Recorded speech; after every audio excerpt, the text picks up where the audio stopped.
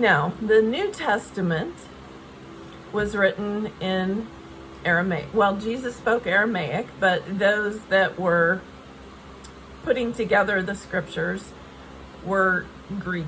If you were educated in that time, you spoke Greek still. Even though the Romans had taken over, the Greeks had done such a powerful job of world domination that Greek was still seen in many places as the language.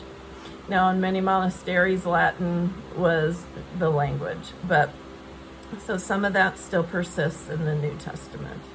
But in the New Testament, the main issue to consider of whether or not these scriptures made it into the Bible was their association to an apostle. See, the problem is the apostles were getting old. The disciples that were around Jesus, they were starting to get old and to die. So there was a push to have all of their stories and their understandings written down. That's why we have the Gospels.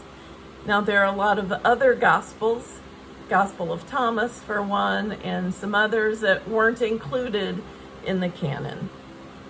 And again, those who made that decision back in the 15th century, they chose books that were used in most places and seen to have that hand of God in them. You know, if something is seen, cream rises to the top is an expression that's common.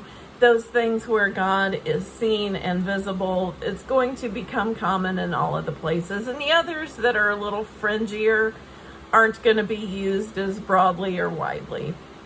So these four Gospels were included because they had a close association to a disciple, and they were seen broadly and widely as containing truth or containing the presence of God. So in the New Testament, the first four books, Matthew, Mark, Luke, and John, are stories, biographies, if you will, about Jesus. Now, if we are all in a room together, say there are 10 of us in a room together, and a thief breaks in, runs through the room, and runs out of the room, and we are interviewed by the police, our stories are going to have some differences depending on what we focused on. So we might not have been focused on the person's height so much as what the person was taking. For someone else, the description of the individual might be most important. So they might relate more clearly information about the person's height and weight and maybe even skin or eye color or hair length, those details. To another person, they might be focused clearly on what the intruder was taking or damaging or violating, and have no idea what the intruder looked like, but has a clear account of those things that were violated. So the same is true in these Gospels. The people that are with Jesus were human beings. They had different concerns. They had different passions that they cared about. So the Gospels have a little bit of a different focus in each, but they each tell the stories of what it was to be with Jesus. Those are the Gospels. Now, we also have epistles in the New Testament. Epistles is a word that means letter. So as the disciples and apostles went about spreading the word and starting churches, they would start a church in one place, say Ephesus. Paul started a church in Ephesus, which is on the western border of Asia Minor, what we know as modern-day Turkey. And then he went up and around over into Greece, to places like Thessalonica and Philippi and Corinth. And as he traveled to all those places, he kept in touch with the churches he had founded. So he wrote letters to the Ephesians, to the Thessalonians, to the folks in Philippi, the Philippians. And those letters that we have are letters that Paul or other apostles, we have letters from Peter as well and some others, that they wrote to churches they founded to help them as they struggled in this new way. Also, we have a wisdom book in the New Testament, the book of James.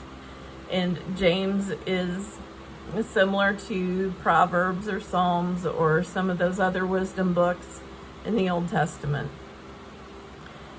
The book that follows the Gospels, called Acts or Acts of the Apostles, that is the story of what the apostles did after Jesus died. It is literally the acts they performed, the process they went on. Jesus died, Jesus rose, and Acts, which is actually written by Luke. Luke's book was originally the Gospel of Luke, and it just continued on into Acts, but it was separated and made a book to stand alone on its own. And it's a story of what the apostles or disciples did. And that's the same thing, by the way. There may be a slight difference, but nothing you need to worry about. Disciple, apostle can be used basically interchangeably. But it tells the story of what they did after Jesus died and was risen. How they traveled and started churches and some of the early issues that they faced. And how they wrestled with who's in and who's out and how do we include people. All of those things are found in Acts. And then we have the epistles or the letters. And then finally, the Bible ends with a strange book named Revelation. Revelation is the English translation from the Greek word apocalypse. Apocalypse simply means to reveal. If something is apocalyptic, we say that because it is revealing. To many, the pandemic was apocalyptic. It revealed to us what was important and what wasn't important. So Revelation is a book that is apocalyptic, or it reveals to us something. Now, there are a whole lot of books and a whole lot of movies that take bits from Revelation and bits from letters from the Thessalonians and put together a story. And those are fascinating stories, and there's a lot of truth found in those stories. But those who wrote the books like Revelation, and Revelation isn't unique.